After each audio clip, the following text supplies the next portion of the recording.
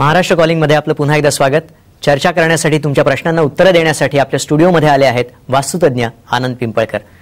ब्रेकला जाण्यापूर्वी आपण चर्चा करत होतो की गणपतीची प्रतिष्ठापना नक्की कशी करायची, त्यामागचं शास्त्र काय हेही आपण सांगत होतात आणि विज्ञान काय तेही आपण सांगत होतात. एक्झॅक्टली. मुळामध्ये ही जी गणपती ही जी दैवत आहे ना, हीच मुळामध्ये जसं जर तुम्ही शंकराची पिंड बघितली तर शंकराची पिंड ही अणुरेणूचं प्रतीक मानलं गेलंय, म्हणून तिला पूर्ण प्रदक्षिणा घातली जात नाही. आणि त्याच्यातून निर्मिती झाली गणपती. आणि गणपतीचं एक एक अंग आपण पुढच्या भागात बघणारच आहोत की गणपती हा विज्ञानाभिमुख कसा आहे, गणपती हा स्वस्तिक काय आहे, गणपती हा ओंकार काय आहे, आणि गणपती जसा मगाशी रूपकात्मक पाहिला तसा सायंटिफिक काय आहे हे आपण पुढच्या भागात बघणारच आहोत. तर हा गणपती जेव्हा तुम्ही प्रतिष्ठापित करता, मगाशी विनयजींचा प्रश्न होता चिंचवडच्या की तो गणपती जो पितळाचा ठेवायचा, त्यामागे दुसरं एक कारण असं आहे की बऱ्याच वेळा ती मूर्ती भंग पावते. हार घालताना तिचा हात समजा गडबड झाली काय, तर मग अशा वेळेस मन खट्टू होतं आणि जी काही उपास्य मूर्ती असते ती भंगल्याचं दुःख फार वाईट असतं. तर त्यावेळेस टेन्शन घ्यायचं कारण नसतं की ठीक आहे ती शाडूची मूर्ती आहे, कदाचित असं होऊ शकतं. म्हणून जी ती उपास्य दैवता म्हणजे दुसरी जी मूर्ती ठेवली आपण, जी पितळ्याची किंवा चांदीची आहे, तिची मात्र तुम्ही यथायोग्य पूजा रेग्युलर करू शकता. ज्यावेळेस अशी मूर्ती भंग पावेल त्यावेळेस तिला लगेच विसर्जन करायची नाही, तिला तिथल्या तिथे तशीच ती ठेवून द्यायची आणि तिची पूजा फक्त बंद करायची. आणि मग तुम्ही जी काही गणपती हे जे विनयरावांनी सांगितले त्याची पूजा मात्र तुम्ही करायची. रोजच्या रोज तुम्ही अभिषेकही त्याला करून परत तुम्ही जागेवरती ठेवू शकता. रोजच्या रोज अथर्वशीर्ष म्हणणं गरजेचं आहे. आणखी आपल्याला फोन येतोय पुण्यावरनं. ज्ञानेश्वर आपल्या बरोबर आहेत, विचारा काय प्रश्न आहे. माझ्या घरात पूर्वी गणपती बसवला होता. पूर्वी ते काहीतरी घडली घटना, त्यामुळे ते गणपती नंतर बसायचं बंद केला. पण माझी आता इच्छा आहे गणपती बसवायची, तर मी बसवू शकतो. ज्ञानेश्वरजी, यापूर्वी जेव्हा गणपती बसवायला बंद केलं त्यापूर्वी किती वर्ष गणपती प्रथा होती घरामध्ये? ती कल्पना नाही मला काही. पण म्हणजे होती ना प्रथा? हो, बसवत होते का काय ते मलाही नक्की माहिती नाही आता. पण आमचे पूर्वज म्हणायचे की गणपती बसवत नव्हते, पण ते कुणीतरी बसवला आणि काहीतरी घटना घडली. बरं, असं किती वेळा ज्ञानेश्वरजी, असा किती वेळा तुम्हाला अनुभव आला की बाबा गणपती बसवला आणि घरामध्ये, बरं तुम्ही असेल किंवा तुमचं चुलत घराणं असेल, असं किती वेळा अनुभव आलाय का? अनुभव आलाच नाही. आता माझा चुलत भाऊ बसवतोय 5-6 वर्ष. त्याला काही त्रास नाही ना? काही नाही. अशा बरं का खूप रूढी परंपरा चुकीच्या पद्धतीने प्रथा आहेत. एखाद्या वेळेस कावळा बसायला फांदी मोडायला आपण तसं म्हणतो, अशा पद्धतीने घडले. आणि त्यांनी त्यांच्या चुलत भावाकडे गणपती बसतोय आणि त्याला कुठल्याही विघ्न, आता बुडखं एकच आहे, बुडखं म्हणजे आजोबा आजी आई वडील जे काय आहेत ते म्हणजे चुलत घराणं, आणि त्याला काही वाईट अनुभव नाही. ज्ञानेश्वरजी, मुळातच गणपती हा विघ्न विनाशक आहे, त्यामुळे तुमच्या घरातले विघ्न नाश करण्याचं तो कार्य करतोय. त्यामुळे मला वाटतं तुम्ही खरोखरीच गणपती बसवायला काही हरकत नाही. पण तुम्ही जी प्रथा पाडाल 1.5 दिवसाचा 7 दिवसाचा जे काही पूर्ण दिवसाचा, तर ती मात्र तुम्हाला शेवटपर्यंत पूर्ण पाडावी लागेल, पार पाडावी लागेल. दरवर्षी तशा पद्धतीने गणपती बसवायला लागेल. याच्याशी संदर्भातच एक प्रश्न की गौरी गणपती असतात अनेक घरामध्ये, तर ते आल्यानंतर समजा घरातल्या एखाद्या व्यक्तीचं निधन झालं तर गौरी ज्या आहेत त्या उभ्या न बसवता पाटावर किंवा बसवाव्यात असं म्हणतात. तर काय होतं, घरातला वयस्कर व्यक्ती वारला ना तर आजही काय करतात माहिती का, ते सुगडावर बसवतात, म्हणजे मातीच्या मडक्यावरती ती बसवतात. काही लोकांकडे उभ्या गौरी असतात आणि त्या उभ्या गौऱ्या असताना सुद्धा ते सुगडावर किंवा जमिनीवर अशा बसलेल्या वगैरे अशा स्थितीत, मुळामध्ये चूक आहे.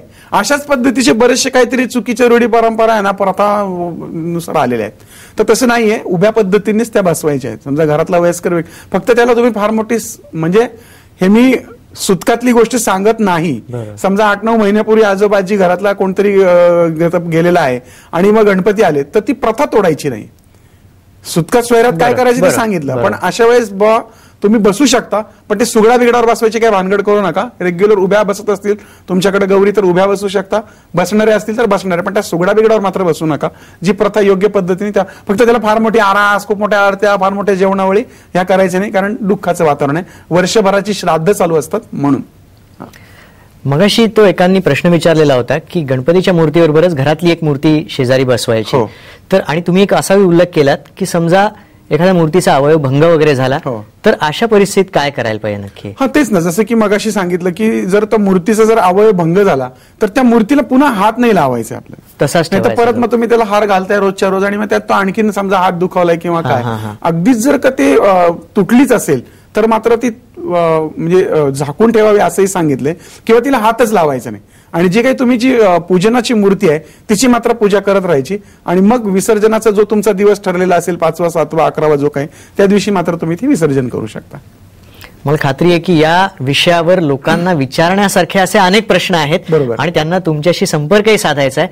त्यासाठी तुमचा जो ईमेल आहे आनंदपिंपळकर@yahoo.com आनंदपिंपळकर@yahoo.com यावरती मेल पाठवायचे.